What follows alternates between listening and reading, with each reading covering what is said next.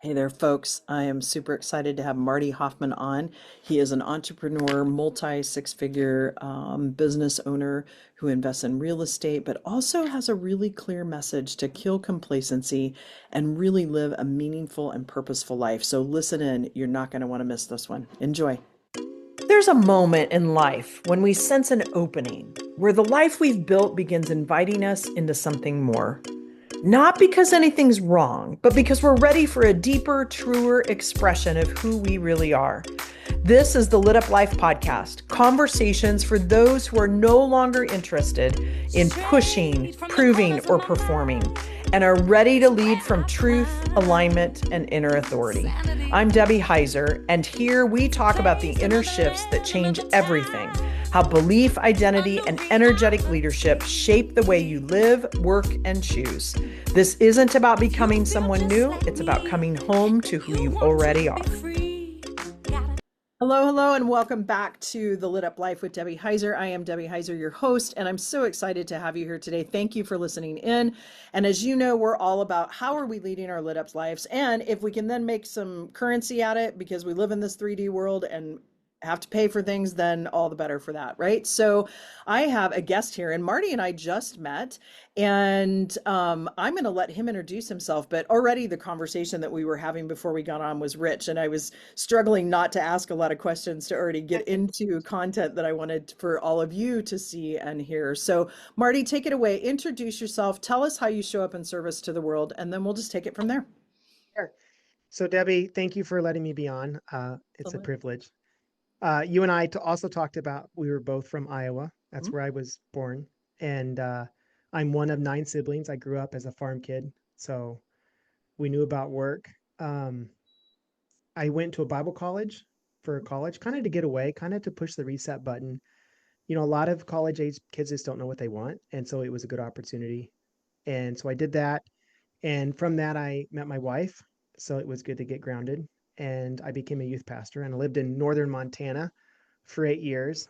Okay, I And have to tell you, there are so many parallels, and then I'm going to let you get back to your story. But when I was an executive at Citibank, that didn't feed my soul. Like, I loved working with the people and leading the people, but I was a volunteer youth pastor at a Methodist church for okay, 9 years. Because my son, I wanted to keep him in the spiritual formation part, but that's what really fed my soul. And I volunteered because when people start paying your salary, they have different expectations. So we have so many parallels. It's it really is. interesting. Yeah, yeah, And yeah. I appreciate you saying that because that was one reason I stepped back from the youth pastorate was because I got tired of being a professional Christian, Yeah. meaning it was a paid position and people had expectations. So Yeah.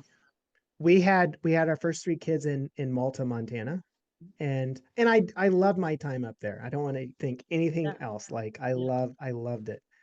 But we stepped back kind of because of the questioning the professional Christian thing and moved to Oklahoma. My wife is from Oklahoma and her dad had cancer. That was 2010. And entrepreneur my whole life. Maybe didn't always see it, but definitely always there. And moved back and I started shearing alpacas. It was a new thing at the time. Yeah, I'm sorry you didn't see that coming, but it was, and I still do it honestly. But it's a niche and it was a way to make a lot of fast cash. And so I actually did that for several years where I'd work for about 3 months of the year and then I would spend the rest of the time at home.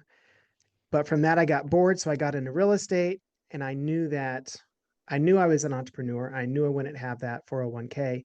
So I thought Yeah. the only other way to get mailbox money is from tenants. So I got into real estate and built a pretty big portfolio up.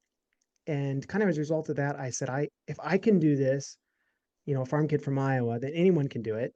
So we started the podcast Kill Complacency, which is really, I mean, that's the hook, but it's really all about being intentional and the compound effect of intentionality and what it can get you in the long haul as opposed to complacency and drift.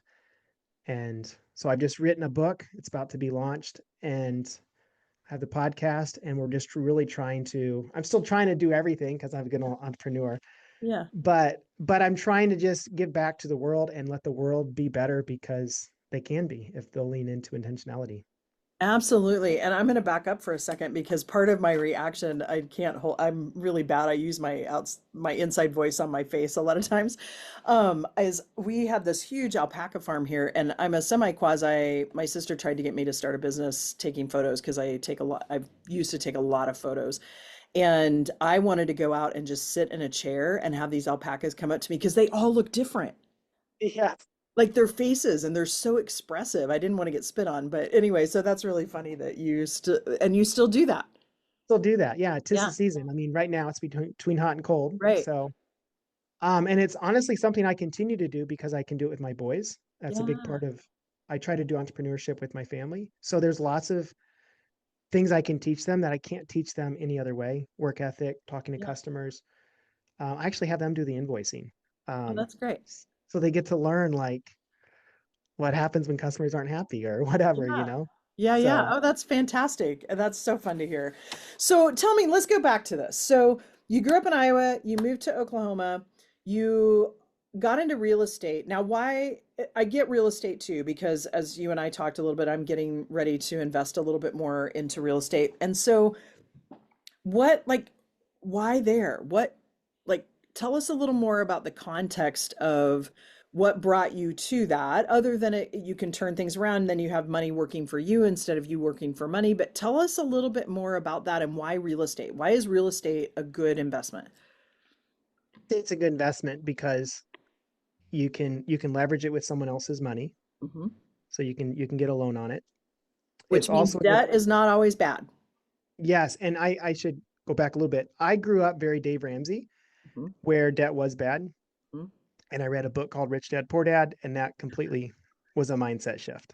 Yeah. So, um, my first house I actually bought, it was a duplex. It was in Guthrie. It was 2012, bottom of the market here, and it was a piece of junk. And the one reason I bought it, Debbie, was I knew I was handy and I could figure things out, and so it was a project, and I wanted that. I still have that house. I mean, it's a credible asset at this point.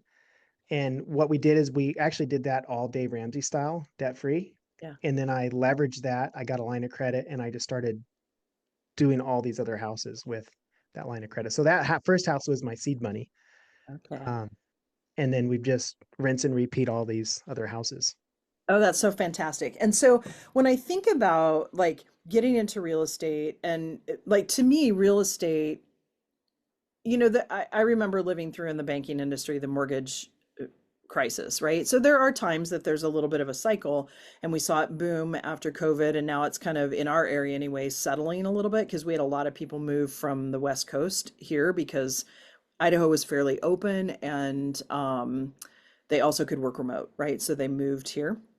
But when I think about real estate, it does feel like a pretty solid move. And the reason I'm going here is I'm kind of getting to a little hook here with you.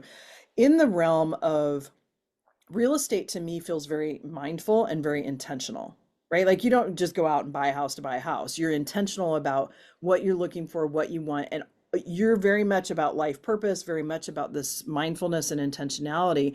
So when did you first start to say, "Hey, I want to lead an intentional life"? I don't, I don't know if I ever planted my flag. I Yeah. think there's definitely been times where I realized I was complacent and things needed to change. But as far as intentionality, that probably didn't come maybe till 4 or 5 years ago. But it was a result of seeing what living it out looked like. Yeah. And it was a result of maybe some wake up calls. Maybe a doctor visit. Yeah. I shouldn't say maybe a doctor visit, a hard talk with my wife. Like she wanted to leave me at one point because I wasn't intentional there. I was providing but not present. Um, so that's what I would say. I would say it's probably more, Debbie, been about wake up call moments and realizing I've got to get my stuff together because this complacency, this drift I'm in, is not going to result in the legacy I want. And Yeah. so, as you see that and you see the compound effect of intentionality, you just start leaning into it and you start realizing this is harder, but it's good. And so, we're going to do this. Yeah, so I want to talk a little bit. So define what you mean when you say complacency. Complacency isn't laziness. It's drift. It's comfort. And that's the difficulty with it because we don't realize it, right? Um, you could talk about like a marriage relationship. You'll see this married couple and they will have slowly just kind of drifted apart and to be existing. And maybe they'll get divorced. And immediately what happens is that couple that could not invest in each other will suddenly go out and invest a whole lot of time in somebody else. And they'll get romantic and they'll have time for dates and they'll do all these things. And if they had done all those things 6 years Yeah. before, 5 years before, it would have fixed it. But they weren't intentional. And it's just a slow drift. And that's the danger of complacency is it's a slow drift toward comfort. And we love comfort and we despise discomfort. And so we lean toward it, but we don't realize that at the end of discomfort is a much better life. Yeah, uh, I always look at too the brain, right? The brain's job is to predict and protect. So it tries to predict and protect us, and part of how it does that is it says, "No, no, stay here. This is comfortable. You know how this feels, right?" And like my painting behind me says, "Life is an adventure, nothing at all," and it's by Helen Keller, right? And so I always think about that, like, what's the adventure? And it's not from an adrenaline perspective, but more so when I can look at, and I think it's healthy to push the boundaries and be mindful. Like I'm afraid of heights, so I jumped out of an airplane. I go do this hike every year For where I have to you. walk up a graded staircase over like this train thing and go back down, and it takes my breath away, but it reminds my body that it's safe, right? Like it helps my body so that I can embody that feeling and then know when I'm faced with something that I have fear, which to me is just false evidence appearing real, that then I can move forward. And to your point, I'm always like, bring it on, because I know on the other side it's going to be pretty fabulous. Doesn't mean it's not scary at the time. So, so we're going to take a quick break. And when we come back, what I'd really love to do, Marty, is talk about maybe some examples like what you were talking about. And I want to delve a little bit more in relationship because I see that a lot in clients as well. Like I help entrepreneurs, but where you show up one way, you show up everywhere. And so I want to talk a little bit more about some intentional times when you felt like you were complacent and maybe some tools to help people if they feel like they're in complacency, how to get out of that. So we're going to take a quick break and then we'll come back and talk about that. I want to pause for a moment because if you're listening to this, you know we were not meant to do this work alone. Build Her is the community I created for women who are building meaningful lives and businesses and want to grow without burnout, self-abandonment, or shrinking to fit. Inside Build Her, we gather monthly for real conversation, intentional teaching, and grounded connection with women who get it. This isn't about hustle, and it's not about fixing yourself. It's about being supported as you lead with clarity, confidence, and intention. So if you feel the pull towards a steady, honest, and expansive community, you're welcome here. Find the link in the show notes or join us at thelituplife.com/buildher.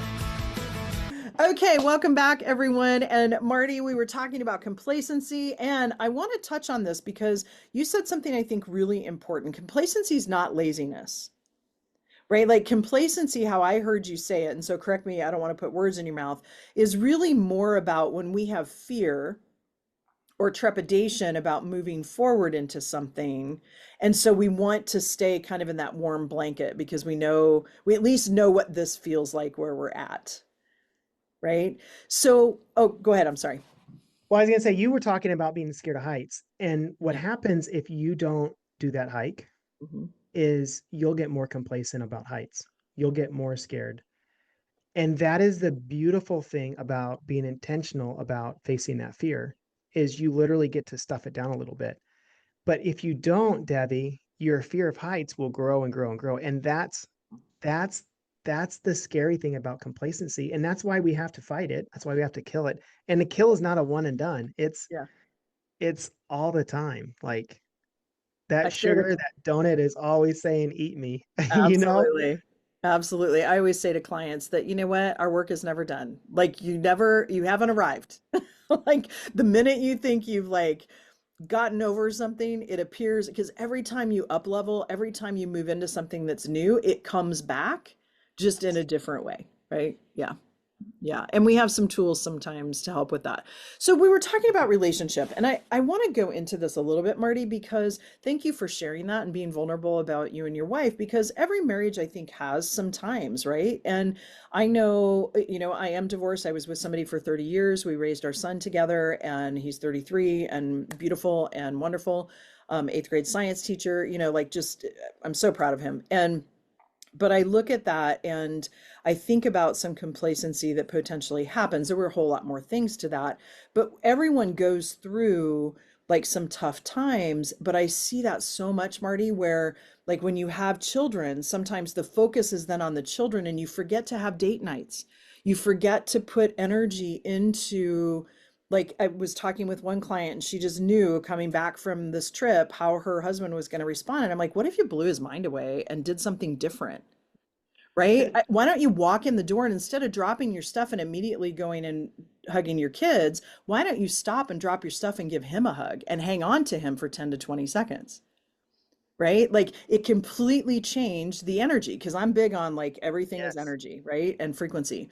And so tell us a little bit about some other things that you've either seen in other people or that you've experienced when you have been complacent and how you got yourself out of that to become more mindful in what you're doing. Because it is I think about Pink Floyd. Now I come from the MTV era, but like that video where they're in the school, we don't need no, and everybody's in drab stuff, nobody's thinking for themselves. Like to me, that is like complacency, right? Like not moving, not leading a brilliant life. So enough on me. I want you to answer that question. Sorry. Well, I would and I don't want to talk about anyone else here, but I'll Yeah. talk about myself. And Okay. what happened for me is I got busy shearing alpacas. I would go off for 2, 3 weeks at a time. And for me, it's the same old, same old. And I didn't, to be honest, Debbie, I didn't want to talk about my day because it was alpacas. Like, I mean, when you've done like 20,000 of them, I mean, it's Yeah. not that exciting.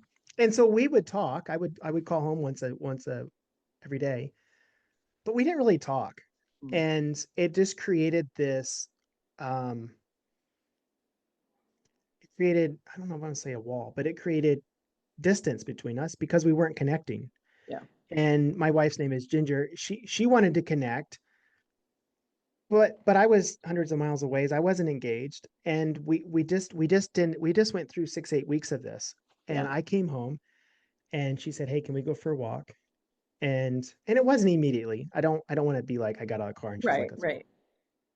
She probably fed me, and things were probably good for a little bit. And I don't know, but we went for a walk so that I would listen. And she said, "Hey, I'm done. Like I'm not going to keep doing this."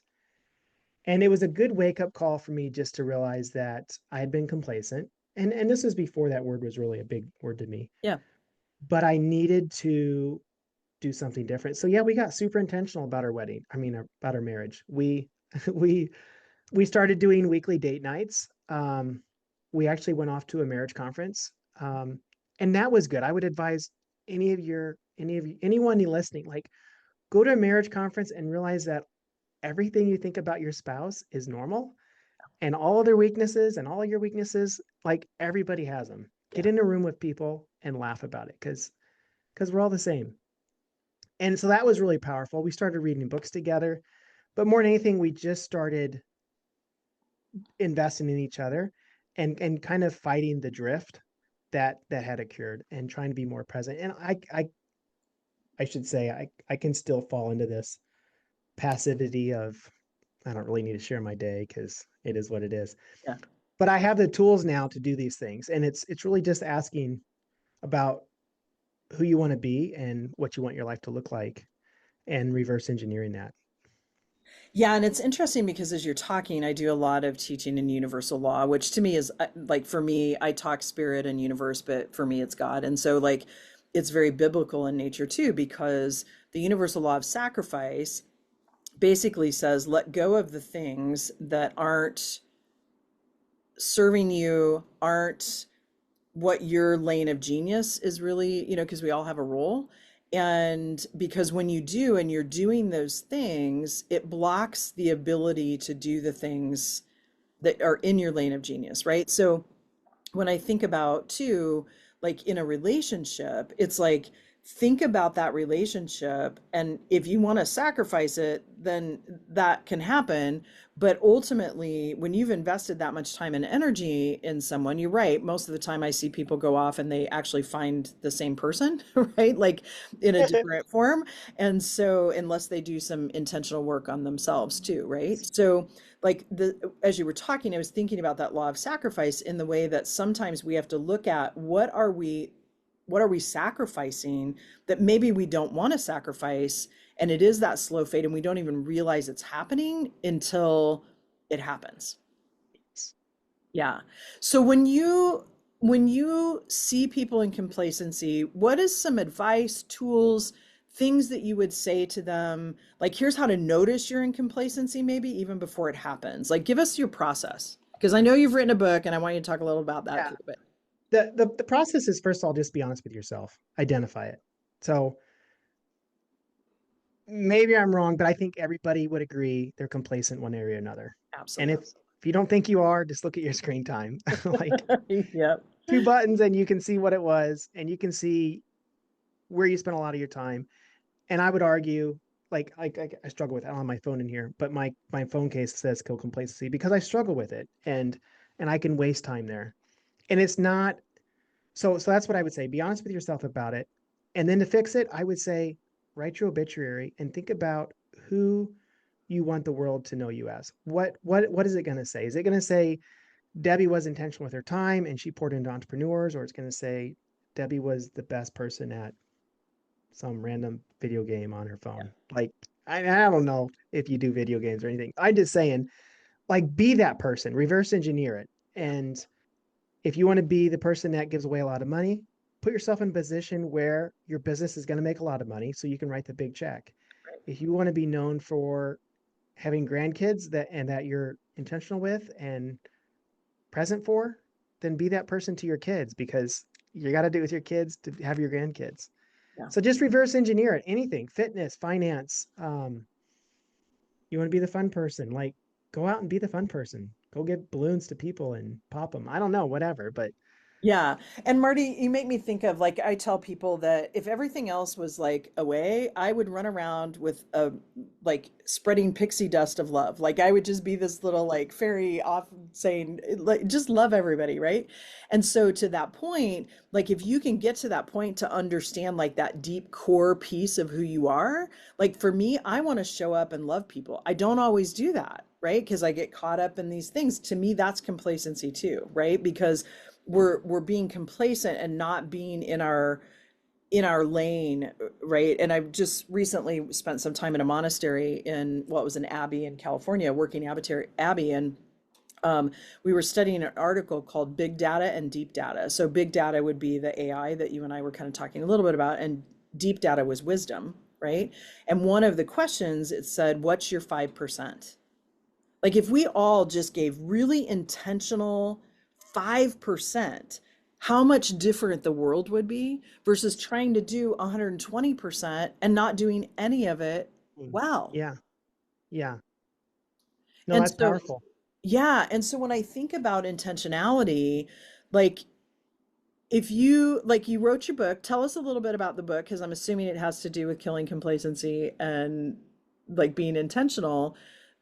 Like, are there some things that you would say that are helpful? Like some people like checklists, other people like, accountability partners or whatever that helps with that mindfulness. Is there anything that you would give to All them? of it. I Yeah. think all of it. You have to measure however you, whatever works for Yeah. you. And I think the more tools you can use, the better. The book is called Kill Complacency, and it's all about intentionality. We talk about 7 F's: faith, family, fitness, finance, future self, which is just learning and growing. Yeah. Where am I at? Um, I think that was friends and fun. okay. Oh, I like that. And when is the book And coming out? it'll probably be mid-May. Okay, good. Okay. Yeah. And kind of, Debbie, I came up with these because I always set goals around these every year, Hmm. because I didn't want to just focus on finances or friends. I wanted to be a legacy person that was well rounded. And Yeah. so annually we would set these goals around these 7 things. Honestly, it was only 6. when I wrote the book, I came up with fun because I struggle with it. Yeah. I love to work, but I know I need to rest. So fun came into the play with a book. But we seek to run our life through these 7 F's. And so that's what it's all about. Um, you asked, what was the other part of your question? Just Oh, maybe how to some track tools. it, how to track it. Yeah. Yeah. So I don't care if you use an app, like set some goals. I don't know if you're big on goals, but Yeah. set the goal, reverse engineer it so you have daily actionable steps, and and then track it. If you don't track it, you're never going to know if you're going to hit it. Yeah. So track That's it. so true. Yeah. And I think accountability partners too. If you can get someone who will say, "Can I see your score last week?" Like Yeah. that's powerful. Yeah. Yeah. I always say I was more apt to show up at the corner in Kansas City to walk with my friend at 5:30 in the morning because I knew she'd be waiting for me. Yes. Right. Yes. And it would get me out And of she bed would more say the time. same thing. Absolutely. Absolutely. But Now, if you didn't have each other, then you would have kept sleeping. absolutely. And so, kind of on that realm, too, one of the things I've been kind of digging into recently is looking at this idea of what's a big, juicy goal, right? Because sometimes I'm like, ho hum, a goal for me feels very much like a task. Right. And so my big juicy goal now is because I'm an avid downhill skier and I live right at the base of a ski mountain, although we didn't ski much this year, but is to you get a free pass when you're 80. Like they just give you a free pass.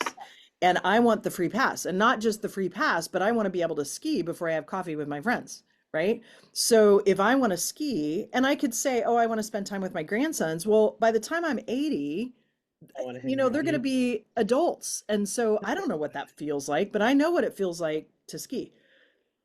So then I reverse engineered that to say, then what do I need to do today to make sure that I have a sound body to be able to do those things? And then created the tasks around that, right? Around my health, my mental health, because that brings me huge mental health, Friends. like friends, absolutely fun. All of those things then are leading to that piece. And so many times I think people get caught up in the, oh, I should have a goal that I want to spend time with my grandsons, or, oh, I should have this whatever, go for the gusto. Like pick the thing that really lights you up because that will change your patterns.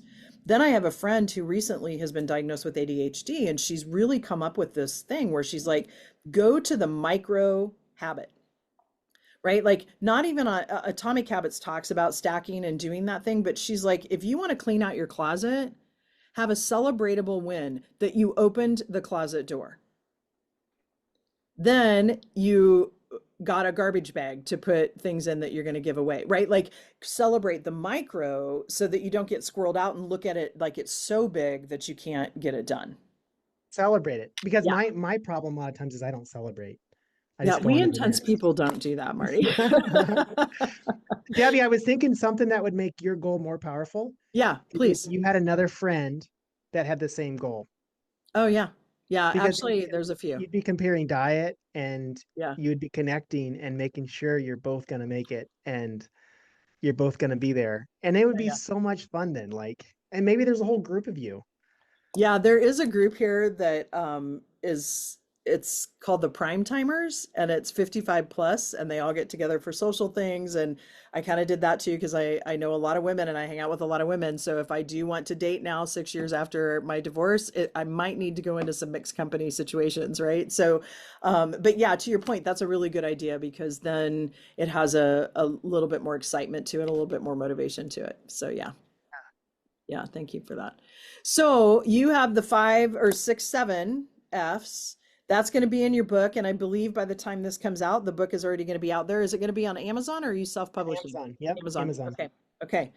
We will put that in the show notes for everybody. Perfect. And Thank you. Marty, I just want to say thank you for being on. There's so many different avenues we could dig into. I mean, this could be a 2 hour podcast, I kind of feel like, Yes. because there's a lot of different avenues that we could have gone in this, but we've just touched the surface. And so I always end.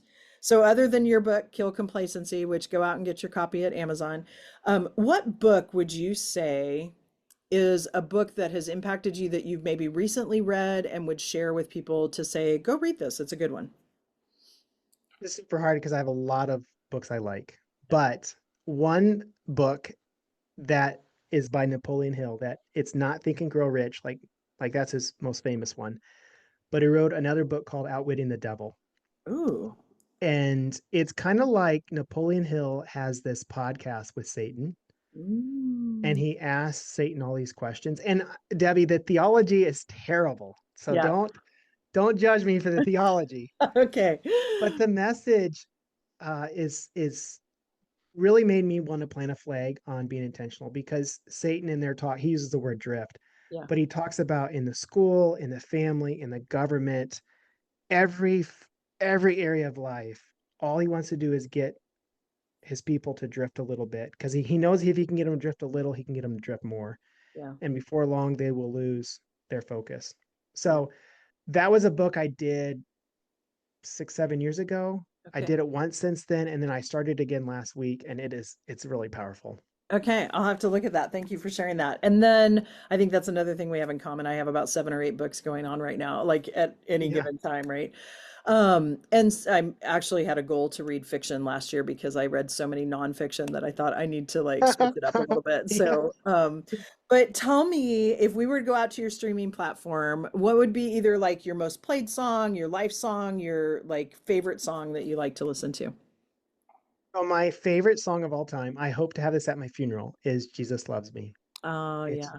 it's just a simple, powerful, if you read those words, we all sang it when we were little, Yeah. but if you read those words, it's powerful. And um sometimes at our church they'll ask for requests, and sometimes I'll request it. And everyone's kind of like, come on, Marty. But no, it really is my favorite song. Oh, that's great. Thank you for sharing that. I appreciate it. So, thank you again for being here. And, folks, we will have all of the information in the show notes. So, take a look at those if you want to get a hold of Marty. And, Marty, I will ask you, like, if someone does want to reach out to you, even though we'll have it in the show notes, where would you recommend that they go find you? They can go to killcomplacency.com, or they can look me up at martyhoffman.com. Hoffman is one F, two N's. Okay. But and then any handle, that's my handle on social media, Marty Hofmann. Perfect. And then he also has a podcast called Kill Complacency, so go take a listen to that one as well.